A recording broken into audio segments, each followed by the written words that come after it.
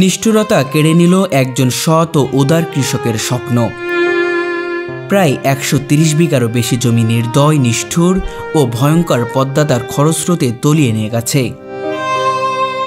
মাত্র ২ বছর আগেও যেখানে দিগন্ত জুড়ে সবুজ ফসলের ঢেউ দুলত, সেখানে এখন শুধু পানি আর পানি। প্রকৃতির এই নির্মমতায় হারিয়ে গেছেন এক স্বপ্নবাজ কৃষক মজনু মুন্সি। এই ১ বছর আগেও আমার মনে হয় ৬০-৭০-৮০ বিঘা জমি ছিল। আর ২ বছর আগে এই ২ বছর আগে ১৫০ বিঘা জমি ছিল। এর পানি আর পানি, খালি নদী আর নদী, কিচ্ছু নেই। আগে সব ফসল, ধান, পাট, গম, নিজে আবাদ করতাম। মাঠে যখন হাঁটতাম তখন কত সুন্দর লাগতো। ২ বছর আগেও তিনি ছিলেন প্রায় ১৫০ বিঘার জমির মালিক। ফসল ১৫০ বিঘির ফসল কত আসে দেখেন না। আপনার দিয়ে ১ বিঘি যদি ১০,০০০ টাকারও আসে, তাও তো ১৫ লক্ষ টাকা আসে।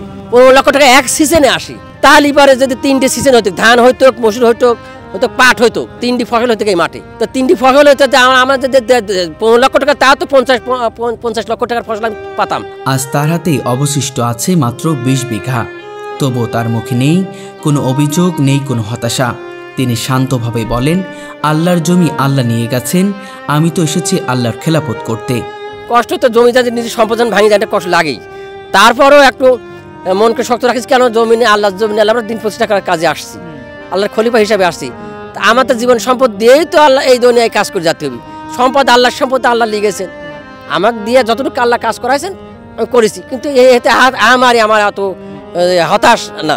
যখন থেকে বুঝতে পারলেন তিনি এই পৃথিবীতে এসেছেন আল্লাহর খেলাফত করতে, তখন থেকেই মানুষের প্রতি তার অন্যরকম এক ভালোবাসা সৃষ্টি হয়। তার বিশ্বাস, মানুষ মানুষের জন্য, আর মানবতাই পরম ধর্ম। মানুষের জন্য কিছু করাই সর্বোত্তম কাজ। মানবতার কল্যাণে, মানুষের মুক্তির জন্যই তো এই দুনিয়ায় আল্লাহ আমাদের পাঠাইছেন।